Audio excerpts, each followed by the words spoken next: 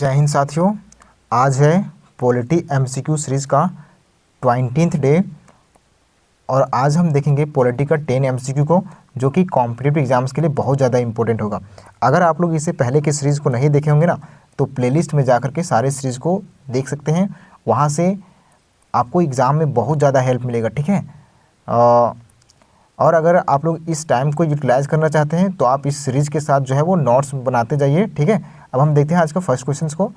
तो आज का फर्स्ट क्वेश्चन क्या है, सो देखो, which article provides for joint sitting of parliament.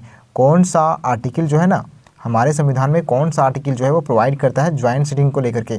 तो ज्वाइंट सिटिंग बोले तो जहाँ पे लोकसभा और राज्यसभा की मीटिंग जो है ना वो एक साथ होता हो, तो उसे हम क्या कहते हैं, लोकसभा और राज्यसभा की मीटिंग जो है वो एक साथ होता हो, उसे हम क्या कहते हैं, उसे हम ज्वाइंट सिटिंग कहते हैं, ठीक है। अब ज्वाइंट सिटिंग जो है वो किस आर्टिकल के तहत बैठक होता है और ज्वाइंट सिटिंग की जो मीटिंग होती है वो क्यों होता है, ज्वाइंट सिटिंग की ज़रूरत क्यों पड़ता है, ठीक है। हम इसको समझेंगे आगे। तो इसका राइट आंसर क्या हो जाएगा, option number c. Joint sitting के बारे में हमारे संविधान में कहाँ दिया गया है, 108 आर्टिकल में, है ना। देखो यहाँ पे ऑप्शन नंबर सी इसका राइट आंसर हो जाएगा। तो ज्वाइंट सिटिंग जो है वो कंडक्ट क्यों किया जाता है, तो joint sitting is of parliament is conducted when there is deadlock between Lok Sabha and Rajya Sabha on an ordinary bills. Ordinary bills पहले समझ लो, ऑर्डिनरी बिल्स क्या होते हैं सो समझ लो, ठीक है। ऑर्डिनरी बिल्स अगर समझ लोगे तो समझ में आएगा कि ज्वाइंट सिटिंग की ज़रूरत जो है वो क्यों पड़ता है, ठीक है। तो ऑर्डिनरी बिल्स मतलब वैसा बिल प्रेसिडेंट जो है ना वो अगर पार्लियामेंट का सेशन ना चल रहा हो, पार्लियामेंट का सेशन ना चल रहा हो, तब प्रेसिडेंट किसी बिल की ज़रूरत पड़ता है। वह उस समय जो है वो ना मान के चलो देश के लिए कुछ इम्पोर्टेंट कार्य करना हो, ठीक है, देश के लिए कोई इम्पोर्टेंट कार्य करना हो और उसके लिए कोई रूल्स मतलब कोई बिल को जो है ना कोई नया रूल की ज़रूरत हो देश में, तो वैसे समय में जो है ना प्रेसिडेंट क्या करती है, नया रूल जो है वो उस समय यानी उस तत्क्षणिक समय में जो है ना उस प्रेसिडेंट जो है वो नया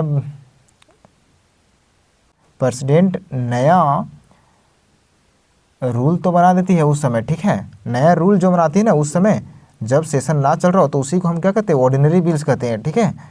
और देखो यहाँ पे जब लोकसभा और राज्यसभा का सेशन फिर बाद में शुरू होता है ना, तो उस ऑर्डिनरी बिल को जो है वो पार्लियामेंट से पास कराना पड़ता है, ठीक है। जब सेशन बाद में शुरू होता है तो उस ऑर्डिनरी बिल को बाद में पास कराना पड़ता है सेशन से, ठीक है। और वही बिल बाद में जो है ना वो पास ना हो तो उसे हम कहते हैं डेडलॉक कंडीशंस। लोकसभा और राज्यसभा से पास ना हो तो उसे कहते हैं हम क्या, डेडलॉक कंडीशंस, ठीक है। तो ज्वाइंट सिटिंग की बैठक क्यों होती है जरूर समझ में आ गया होगा। अब हम देखते हैं आगे। तो इसके रिगार्डिंग अगर हम देखें तो ये ज्वाइंट सिटिंग जो है वो कौन बुलाता है, ज्वाइंट सिटिंग जो है बुलाने का काम करता है प्रेसिडेंट। कौन बुलाते हैं, तो प्रेसिडेंट जो है वो ज्वाइंट सिटिंग को बुलाते हैं। और इस ज्वाइंट सिटिंग को प्रिसाइड कौन करता है, तो स्पीकर ऑफ लोकसभा जो है वो ज्वाइंट सिटिंग को प्रिसाइड करते हैं, ठीक है। अब हम देखते हैं आज का नेक्स्ट क्वेश्चन को।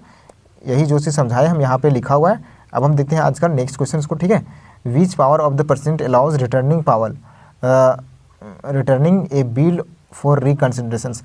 प्रेसिडेंट के पास जो है ना वो प्रेसिडेंट के पास रिटर्निंग बिल, किस बिल में जो है वो प्रेसिडेंट जो है वो रिटर्न कर सकती है। कोई बिल को अगर प्रेसिडेंट के पास कोई बिल आता है तो कौन सा बिल जो है ना प्रेसिडेंट जो है वो रिटर्न कर सकती है। मतलब लोकसभा राज्यसभा से पास तो हो गया, प्रेसिडेंट लोकसभा और राज्यसभा के पास होने के बाद जो कहाँ जाता है, तो प्रेसिडेंट के पास जाता है। लेकिन प्रेसिडेंट चाहेगी तो उस बिल को फिर से जो है ना वो लोकसभा और राज्यसभा से पास कराना पड़ेगा, ऐसा मतलब भेज सकती है। लोकसभा और राज्यसभा के पास जो है ना फिर से भेज सकती है। तो ऐसा कौन सा पावर है प्रेसिडेंट के पास जिसके तहत जो है प्रेसिडेंट जो है वो रिटर्न कर सकती है बिल को, बताओ। इसका राइट आंसर क्या हो जाएगा, इसका राइट आंसर हो जाएगा ऑप्शन नंबर बी। क्या हो जाएगा, सस्पेंसिव वीटो के तहत जो है ना प्रेसिडेंट जो है वो ना बिल को रिटर्न कर सकती है। कहाँ पे, तो पार्लियामेंट में फिर से उसे पास कराने के लिए बिल को रिटर्न कर सकती है, ठीक है। ये प्रेसिडेंट के पास पावर है। अब देखो इसके बारे में, तो ऑप्शन नंबर बी इसका राइट आंसर हो जाएगा।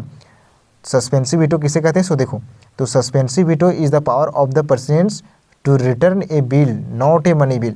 लेकिन मनी बिल को लेकर के ये क्या होगा, ये लागू नहीं होगा, ठीक है। मनी बिल अगर हो तो प्रेसिडेंट जो है वो पास करना पड़ता है, प्रेसिडेंट को पास करना ही पड़ेगा, मनी बिल को रिटर्न नहीं कर सकती है प्रेसिडेंट, ठीक है। टू पार्लियामेंट फॉर रिकन्सिडरेशंस, और दूसरा बिल रहेगा तो क्या प्रेसिडेंट जो है वो उसे भेज सकती है रिकन्सिडरेशंस के लिए, फिर से जो है वो लोकसभा और राज्यसभा से पास कराने के लिए भेज सकती है, ठीक है। अगर प्रेसिडेंट को लगे कि ये गलती है तो वो चाहेगी तो भेज सकती है, ठीक है। ये हमारे सस्पेंसिव वीटो में बताया गया है। अब देखो हम सारे वीटो के बारे में समझेंगे जो कि हमारा ऑप्शंस में दिया हुआ था। तो देखो एब्सोल्यूट वीटो किसे कहते हैं? सो समझो, एब्सोल्यूट मतलब पूर्ण रूप से कहें तो जिसको प्रेसिडेंट पूर्ण रूप से लगाम मतलब रोक दे, वैसा वीटो के क्या कहेंगे? एब्सोल्यूट वीटो कहेंगे, ठीक है। आने की प्रेसिडेंट जो उसे रिजेक्ट कर सकती है, हमेशा के लिए जो है ना वो रिजेक्ट कर सकती है, वैसा बिल को हम उसे क्या कहेंगे? एब्सोल्यूट वीटो, ठीक है। The president rejects the completely, उस बिल को क्या कर सकती है? कम्प्लीटली रूप से रिजेक्ट कर सकती है, कैंसिल कर सकती है, उसे हम कहेंगे एब्सोल्यूट वीटो, उस, ठीक है। उस बिल के बारे में फिर से डिस्कशन नहीं होगा। अब हम देखते हैं सस्पेंसिव वीटो के बारे में बता दें कि सस्पेंसिव वीटो जो है वो क्या होगा? सस्पेंसिव वीटो को रिटर्न कर सकती है, बिल को रिटर्न कर सकती है, ठीक है। प्रेसिडेंट जो है, प्रेसिडेंट के पास अगर आ गया लोकसभा और राज्यसभा से पास होकर के, तो प्रेसिडेंट चाहे तो उसे रिटर्न कर सकती है, ठीक है। लेकिन बाद में फिर से अगर प्रेसिडेंट पार्लियामेंट से पास होकर के आ गया, तब जाकर के प्रेसिडेंट को उसे पास ही करना पड़ेगा। ये हमारा बताया गया है कहाँ पे? सस्पेंसिव वीटो में, ठीक है। अब हम देखते हैं पॉकेट वीटो। तो पॉकेट वीटो किसे कहते हैं? पॉकेट वीटो उसे कहते हैं ना, प्रेसिडेंट जो है ना बिल को अपने पास रख दे सकती है, मतलब मान के चलो ना, कोई बिल आज मिला और 6 साल 5 साल के लिए बिल को जो है ना वो मान के चलो अपना टेबल पर छोड़ दी, ठीक है। तो उसे कोई कुछ नहीं बोल सकता, ठीक है। इसी को कहते हैं हम क्या? Pocket veto.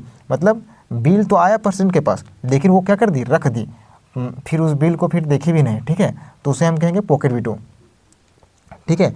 ये कोई टाइम लिमिट नहीं है कि कब तक उस बिल को रोक सकती है ना। उसे प्रेसिडेंट चाहे तो एक्सेप्ट भी कर सकती है और रिजेक्ट भी कर सकती है, हम उसे कहेंगे क्या? Pocket veto. आई होप आपको समझ में आ गया होगा। ये एग्जीक्यूटिव वीटो जो है वो कोई हमारे संविधान में नहीं बताया गया है, तो इसको छोड़ो, ठीक है। अब हम देखते हैं आज का नेक्स्ट क्वेश्चन को। Which emergency is proclaimed under article 352। तो कौन सा आर्टिकल 352 के तहत जो है ना, अंडर आर्टिकल 352 के तहत कौन सा इमरजेंसी लगता है? बताओ, अंडर आर्टिकल 352 के तहत कौन सा इमरजेंसी लगता है? बताओ। इसका राइट आंसर क्या हो जाएगा? Option number c. क्या हो जाएगा? ऑप्शन नंबर सी इसका राइट आंसर हो जाएगा। नेशनल इमरजेंसी जो है वो आर्टिकल 352 के तहत लगता है, ठीक है। देखो इसका ऑप्शंस में, तो ऑप्शन नंबर सी जो है वो इसका राइट आंसर हो जाएगा, ठीक है। तो प्रोवाइडेड अंडर आर्टिकल 356 किसका बात कर रहा है? प्रेसिडेंट रूल कब लगता है? किस आर्टिकल के तहत? 356 के तहत। इसे हम क्या कहते हैं? State emergency. और ये एक ऐसा इमरजेंसी है, अगर तुम्हें क्वेश्चन पूछे कि सबसे ज़्यादा जो है सबसे ज़्यादा बार जो है कौन सा इमरजेंसी लगा है, तो हम क्या देंगे आंसर? बताओ। State emergency, national emergency, financial emergency, क्या होगा? स्टेट इमरजेंसी, ठीक है। अब हम देखते हैं फाइनेंशियल इमरजेंसी के बारे में। तो फाइनेंशियल इमरजेंसी के बारे में हमारे संविधान में आर्टिकल किसमें बताया गया है? 360 में बताया गया है। 360 में जो है फाइनेंशियल इमरजेंसी के बारे में बताया गया है, लेकिन ये अब तक कभी नहीं लगा है। फाइनेंशियल इमरजेंसी जो है वो अब तक हमारे राष्ट्र में कभी नहीं लगा है, ठीक है। अब हम देखते हैं नेशनल इमरजेंसी के बारे में। तो नेशनल इमरजेंसी के बारे में जो है हमारे संविधान के आर्टिकल नंबर 352 में दिया गया है। कहाँ पे? 352 में। और लगने का कब लग सकता है? तो वार के दौरान लग सकता है, एक्सटर्नल एग्रेशन लगे होगा तब लग सकता है, ठीक है। आर्म रिबेलियन हो रहा हो तब जाकर के क्या लग सकता है? नेशनल इमरजेंसी लग सकता है, ठीक है।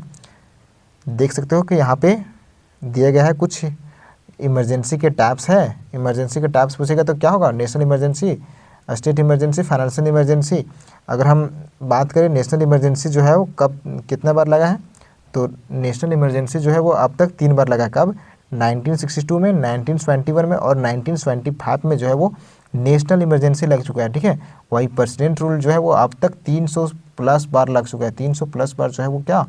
प्रेसिडेंट रूल लग चुका है। हाल ही में जो है प्रेसिडेंट रूल कहाँ से हटा? बताओ। हाल ही में प्रेसिडेंट रूल जो है वो कहाँ से हटा? बता सकते हो, जहाँ पे बीजेपी का भी सीएम बना है, ठीक है, और फाइनेंशियल इमरजेंसी जो है वो कभी नहीं लगा है, ठीक है, ध्यान रखना। अब हम देखते हैं आज का नेक्स्ट क्वेश्चन को।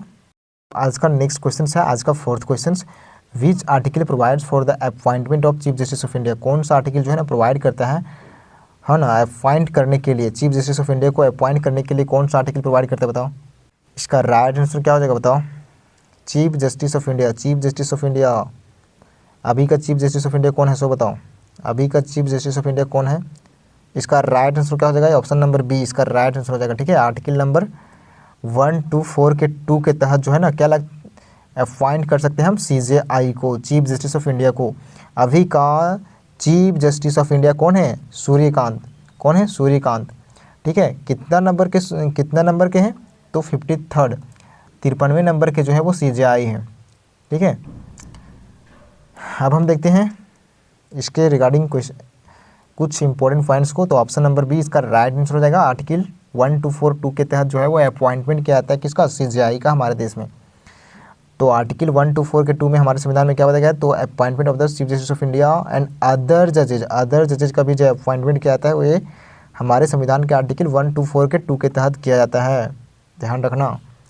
The president of India appoints them after consultations with, हाँ एक बात ध्यान रखने वाली बात है कि चीफ जस्टिस ऑफ इंडिया को अपॉइंट करने के लिए किसका कंसल्टेशंस की ज़रूरत पड़ता है, तो जो जजेज होते हैं ना, और जो सुप्रीम कोर्ट में जो जज होते हैं उसका बेंच होता है, तो उन्हीं का जो है ना कंसेंट की ज़रूरत पड़ता है चीफ जस्टिस ऑफ इंडिया बनाने के लिए, ठीक है। मोर देन जो है ना इसी की ज़रूरत पड़ता है। लेकिन कभी कभी जो है ना वो ऐसा हो सकता है, मान के चलो कैसा, अपॉइंट कौन करता है, चीफ जस्टिस ऑफ इंडिया को अपॉइंट कौन करता है, प्रेसिडेंट करते हैं।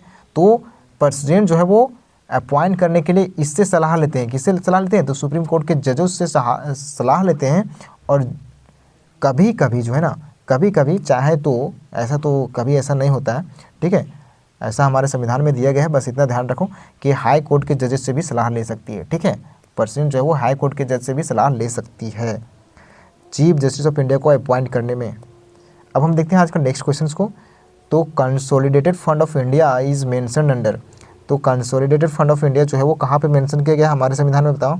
हमारे संविधान में कंसोलिडेटेड फंड ऑफ इंडिया, यानी कि कंसोलिडेटेड फंड ऑफ इंडिया क्या होता है, बताओ।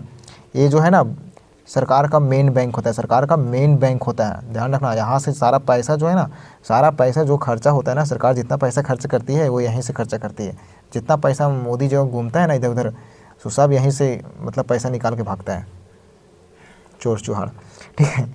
अब देखो यहाँ पे तो इसका राइट आंसर क्या हो जाएगा, कंसोलिडेटेड फंड ऑफ इंडिया का जो मेंशन किया गया है वो कहाँ पे किया गया है, तो ऑप्शन नंबर सी इसका राइट आंसर हो जाएगा, ठीक है।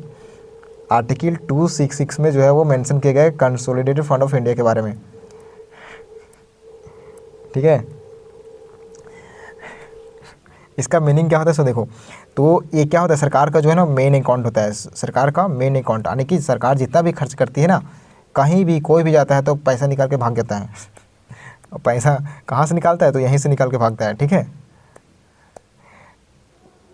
तुम्हारे पास कौन अकाउंट है बताओ, ठीक है। सरकार के पास पैसा निकाल के भागने का एक ही अकाउंट है, कंसोलिडेटेड फंड ऑफ इंडिया, ठीक है।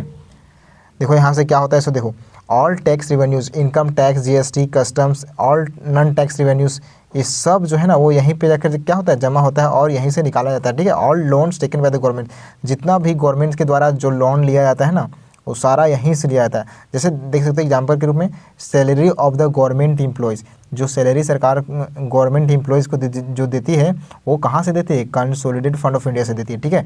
कंस्ट्रक्शन ऑफ हाईवेज जो करती है वो कहाँ से देती है, तो इसी से करती है। डिफेंस एक्सपेंडिचर यहीं से करती है। एजुकेशन के ऊपर स्कीम्स अगर निकालती है तो सारा पैसा यहाँ से निकाल के भाग देती है, ठीक है। तो सारा पैसा को कहाँ से निकाला जाता है, लेकिन इसके लिए क्या ज़रूरत पड़ता है, इसके लिए एक रूल की ज़रूरत पड़ता है कि सरकार जो है ना वो पार्लियामेंट से अप्रूवल लेना पड़ता है, पार्लियामेंट से अप्रूवल लेना पड़ता है पैसा को निकालने के लिए, ठीक है।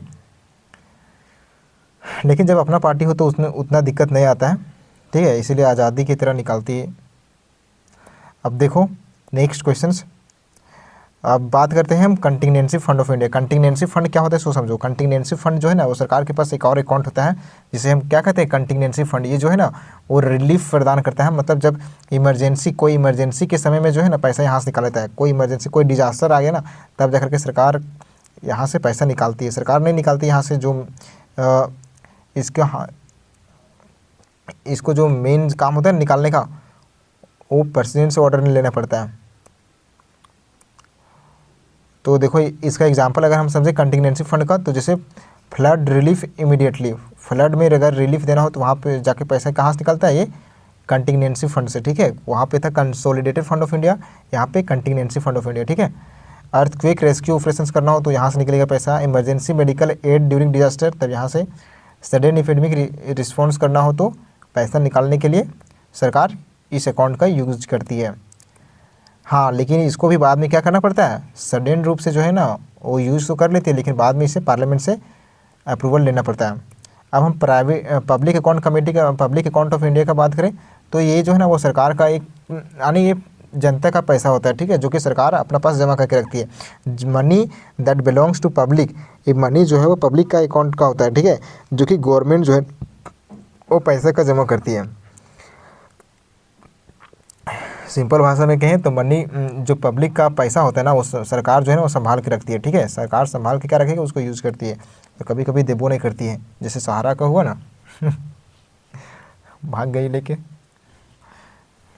ठीक है। जैसे देख सकते हो प्रोविडेंट फंड, इसका एग्जांपल के रूप में अगर हम समझे तो small savings deposits, court deposits, ये सब क्या होता है, तो ये सब जो है ना किसके तो पब्लिक अकाउंट ऑफ इंडिया के रूप में आता है, ठीक है। हाँ, और यहाँ से जो है ना वो क्या करती है सरकार, तो employees PF money, post office savings, court security deposits, student security deposits जो है वो क्या करते हैं, जमा कर सकते हैं, ठीक है।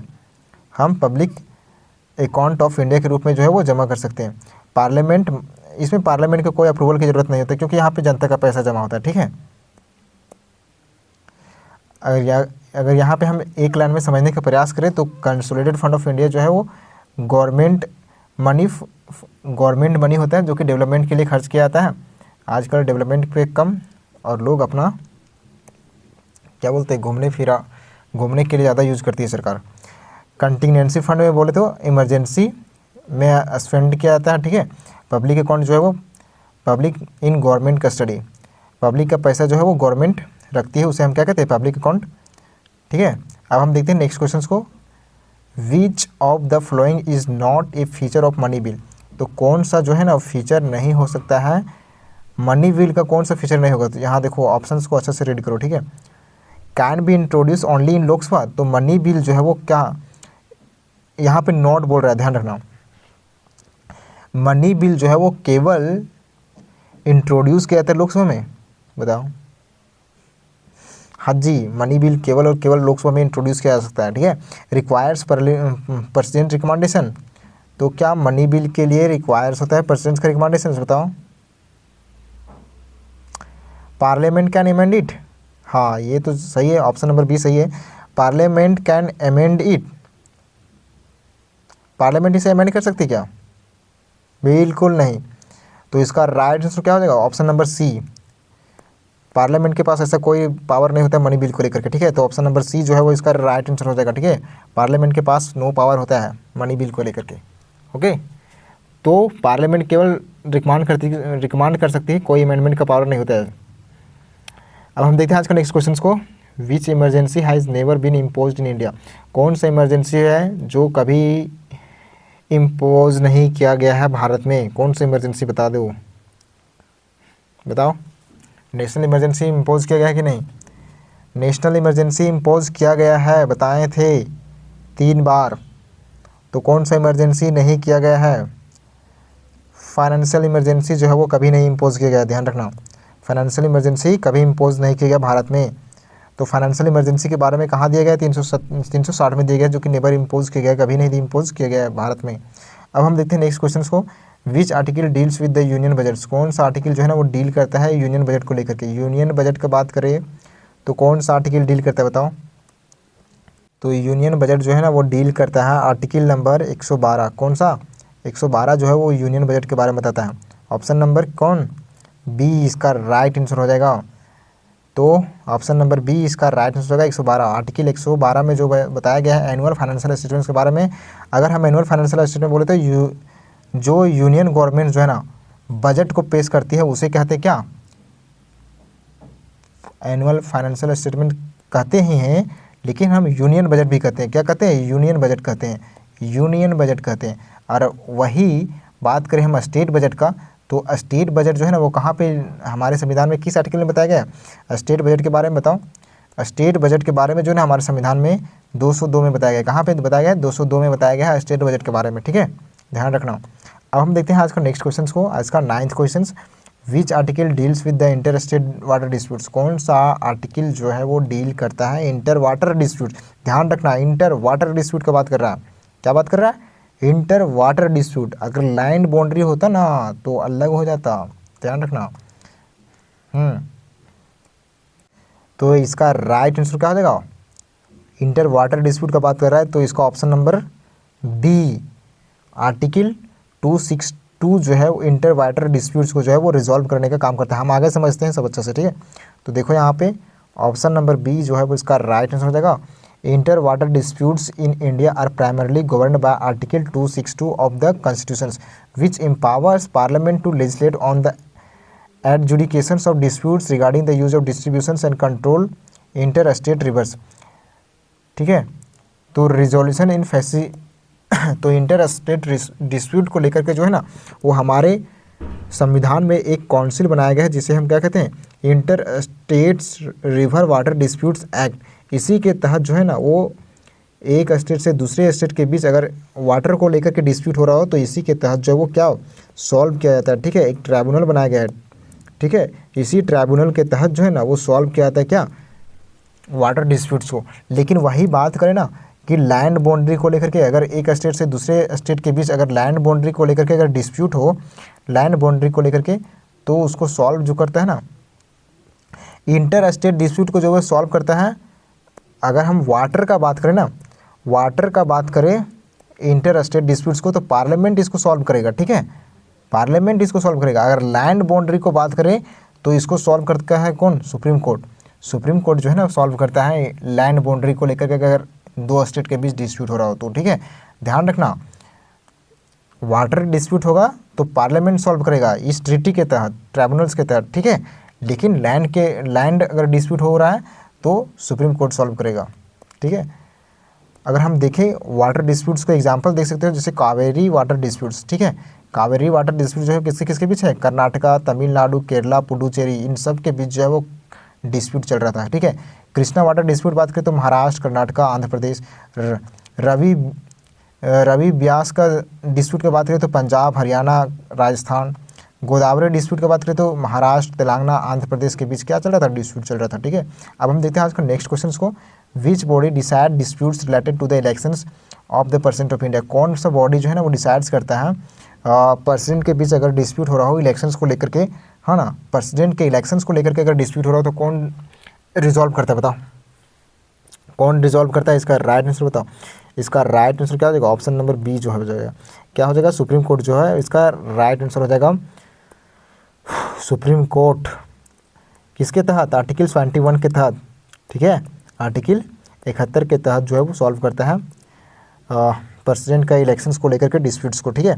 All disputes related to the election of presidents of India और वाइस प्रेसिडेंट्स डिसाइडेड बाय कहाँ, सुप्रीम कोर्ट ऑफ इंडिया। ये फाइनल डिसीजन होता है सुप्रीम कोर्ट का, जो कि हर मतलब अदर लोगों के लिए जो है ना वो बॉन्डिंग होता है कि इसे मानना ही पड़ता है, ठीक है। जैसे डिस्प्यूट्स को अगर सॉल्व कर रहा है, डिस्प्यूट को अगर सॉल्व कर रहा है पर सुप्रीम कोर्ट, तो उसे अदर अथॉरिटेटिव जो भी होते हैं ना उसको मानना पड़ता है इस फाइनल डिसीजंस को, ठीक है। तो थैंक यू, आज का क्वेश्चन इतना ही था। Take care, bye bye.